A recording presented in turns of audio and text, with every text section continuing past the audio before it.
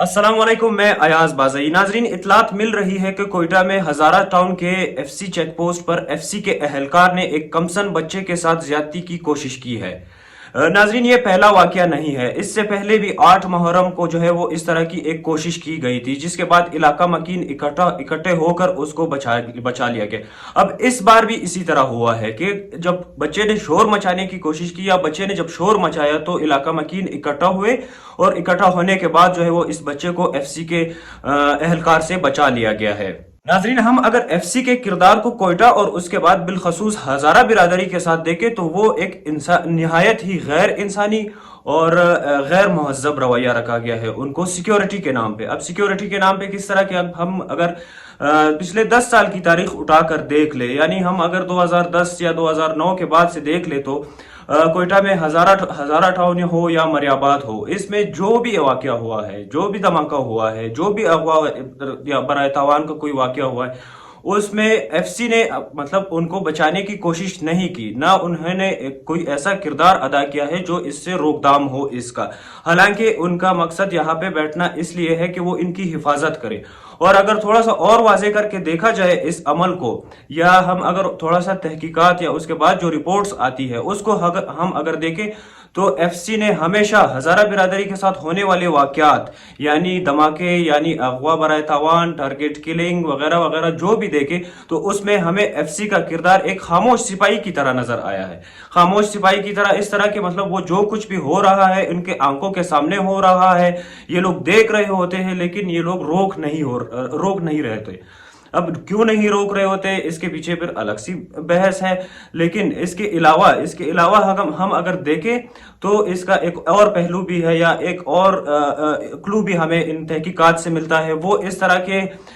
FC जो है वो हमें कम व बेश, पूरे सारे वाकयात में नहीं लेकिन कम व बेश वाकयात में मुलविस भी रहती है। इसके अलावा अगर एफसी का कोई अहलकार या एफसी में जो भी काम करने वाला कोई बंदा हो, वो चाहे नीचे से नीचे मतलब चेक पोस्ट पे खड़ा हो या ऊपर के लेवल पे अगर कोई करप्ट बंदा हो, तो एफसी या रियासत दोनों मिलकर उस बंदे को और उसके काम को प्रोटेक्ट करती है। हालांकि इनको चाहिए कि वो इस तरह इसको प्रोटेक्ट ना करे, इसके बाकायदा जो है वो तहकीकात हो, उससे सजा मिले और उसे जो है वो अकाउंटेबल बनाया जाए। लेकिन नहीं, यहाँ पे रियासत और एफसी दोनों अपना मतलब अब एफसी अपने बंदे को सपोर्ट कर रही होती है, रियासत अपने इदारे को सपोर्ट कर रही होती है, और मुतासरीन जो मुतासिर होते हैं उनको कोई पूछता तक नहीं है। और इसकी मिसाल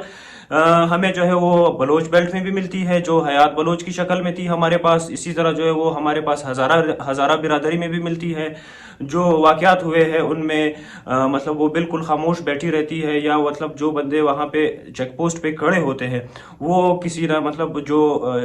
इंतहा पसंद बंदा हो या जो शिद्दत पसंद बंदा हो जो वहाँ पे जाके इंतशार फैला सकता है, उसको नहीं रोका। इसी तरह जो है वो हम पश्तून बेल्ट की बात करें तो पश्तून में बेल्ट में भी इस तरह की काफ़ी मिसालें हमारे सामने मौजूद है कि वहाँ पे जो है वो एफसी के नुमाइंदगान या एफसी के अहलकारों ने उस ज़ाती हैसियत पे जो है वो इसको